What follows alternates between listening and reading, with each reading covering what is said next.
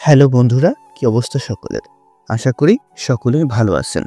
জগদ্ধাত্রী সিরিয়ালের আরও নতুন একটি আপডেট নিয়ে আপনাদের মাঝে হাজির হলাম।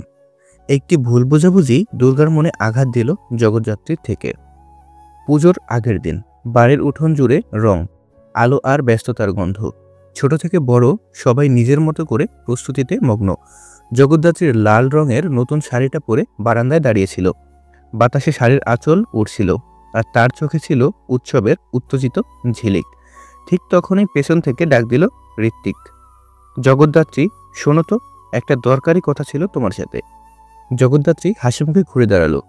ঋত্বিক তার হাতে কিছু কাগজপত্র দিল। এগুলো তোমার দিদির জন্য। সকালে তাড়াহুড়োয় তালিকাটা ভুল করে আমার ব্যাগে ঢুকে গিয়েছিল, ওকে বুঝিয়ে দিও।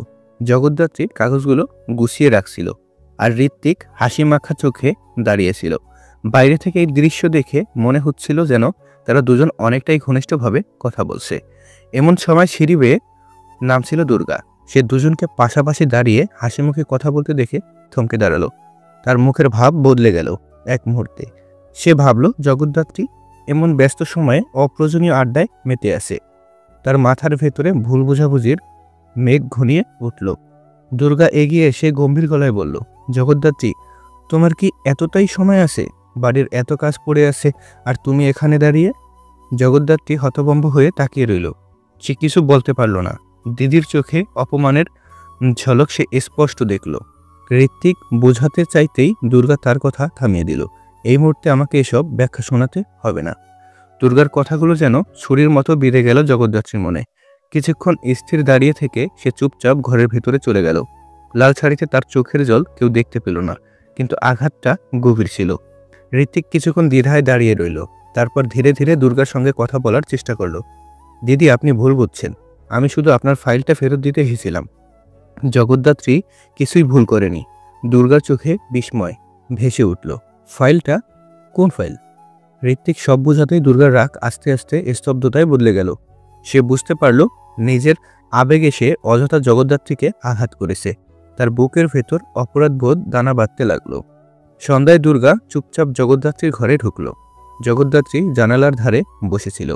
আলো ছায়ার মাঝে মুখটা ঢেকেছিল, কিন্তু চোখের লাল ভাব লুকানো যাচ্ছিল না। দুর্গার নরম গলায় বলল, আমি আজ তোমাকে ভুল বুঝেছি।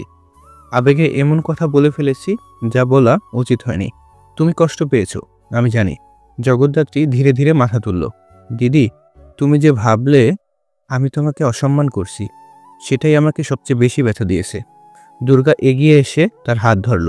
আমি তোমাকে খুব ভালোবাসি, তাই কখনো কোনো বেশি ভেবে ফেলি। আর তোর মুখের সেই কষ্ট আমিও সহ্য করতে পারি না। আমাকে ক্ষমা কর। জগদ্ধাত্রীর চোখে আবার জল এলো, তবে এবার সেই কষ্টের নয়, প্রশান্তির। সে মৃদু হেসে বলল, দিদি, তোমাকে ক্ষমা না করলে আমারই কষ্ট হবে। দুজনেই জড়িয়ে ধরল একে অপরকে। বাইরে পুজোর ঢাক বাজতে শুরু করেছে।